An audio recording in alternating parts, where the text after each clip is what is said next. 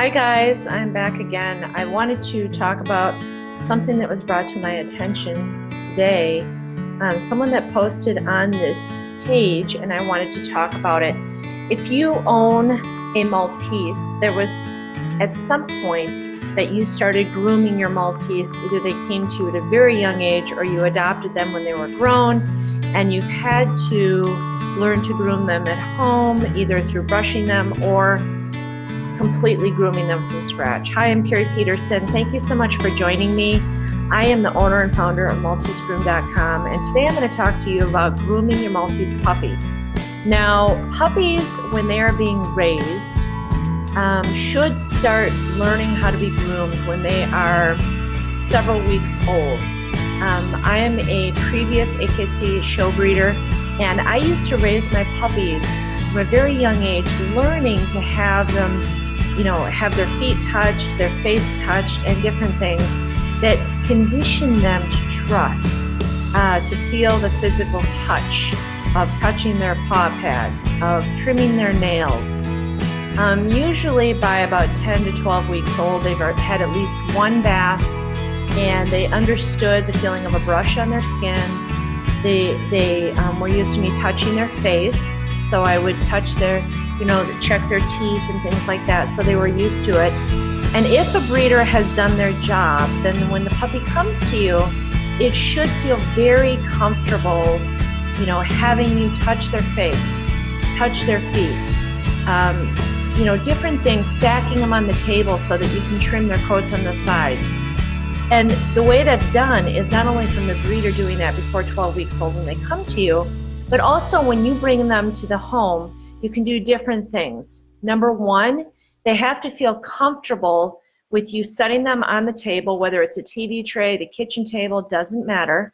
They have to feel comfortable with you setting them there, moving them around on the table, and you never, ever, ever leave your dog unattended on the table or on the grooming table or even on the couch. Did you know that it's very dangerous to leave a puppy on the couch? Because they can jump off and fracture their legs. So if the general rule is if the dog can't get up on the furniture or it can't get up the stairs or down the stairs, you don't leave them at the top of the stairs. Their little bones are very fragile. So get something, some pet stairs or something, so they can get up and off the furniture safely. Your bed, they should not be up on your bed if they can't hop up there themselves. So what I'm saying is you start off, you lay them on the grooming table, you give them lots of praise, and you show them that it's safe and it's a happy time for them to be on the grooming table. Then you start with the physical touch. You start massaging their feet with your hands. You start lifting their ear, looking inside their ear, touching their face. All this stuff is a process of conditioning them to trust you, you being there and getting ready to groom them. Then you start with maybe a comb or a bristle brush, like a boar bristle brush.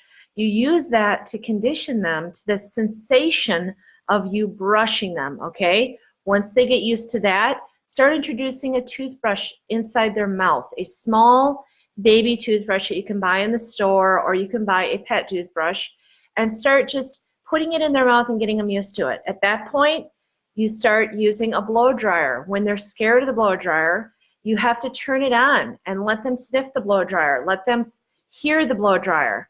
Then keep it on low. Keep the heat on low and make them realize it's not going to hurt them. If you're using a human blow dryer, you need to make sure you use warm, not hot.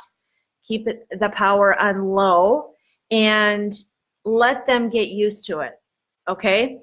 So the next thing is clippers. The sound of a clipper can be very scary to a puppy, so you want to make sure that you put the clipper next to them, let them hear the sound, then put it up to their nose, let them sniff it, let them look at it, let them get used to it. Then take the clipper, rest it on their little paw, and let them feel the vibration sensation. These are the ways that you condition a puppy to not be scared. If you have a rescue dog, it's the same thing. You want to do the same type of things with getting the dog used to it. If they are a dog that is extremely full of anxiety, then you want to make sure that that you start very, very slow, incrementally, trying to condition them. Lots of praise, petting them, using a happy, cheerful voice, making it a positive thing for them. And always make sure that you do grooming maybe after they've had some playtime and they're a little more relaxed, right? So maybe if you have a very high-strung Maltese, you need to play fetch with them for a while or take them for a long walk and then groom them. This will help the anxiety, and it'll also help them to be more relaxed on the grooming table. Now, I want to address something that was posted on this page about someone that took their puppy. They got the puppy at 9 weeks old. The puppy was enjoying grooming at home. Then they took it to a groomer, and now it's scared. That could be any number of things. First of all, a puppy that's very young should not be going to the grooming salon because, and this is my tough love coming through as a Maltese breeder, first of all, every Maltese is not the same. So if you've had one Maltese in the past that was very outgoing and didn't get stressed, now you have a different Maltese. It has a different personality, and it's obviously a different age, okay? So perhaps the dog went to the groomer too young and it got traumatized. It could be the noises, the sound. It can be the type of brushes that they use at the grooming salon. So basically, you don't know what causes it, but this lady was saying that she finds now her dog will not even let her touch it, okay? So she won't even let the dog won't even let her groom the dog now. Now, let's not all assume that the dog was beaten by the groomer or abused by the groomer. It could be any number of things. It could be that some dog lunged at the cage when the puppy was there or anything. The dog can associate the grooming with the traumatic event, right? So you have to recreate the scenario. You have to, it's positive reinforcement training. So you have to take that puppy and start all over again. Even though it was enjoying grooming with you at home, now you have to create new memories and a new situation for that dog so that it feels safe, you know, you grooming it again.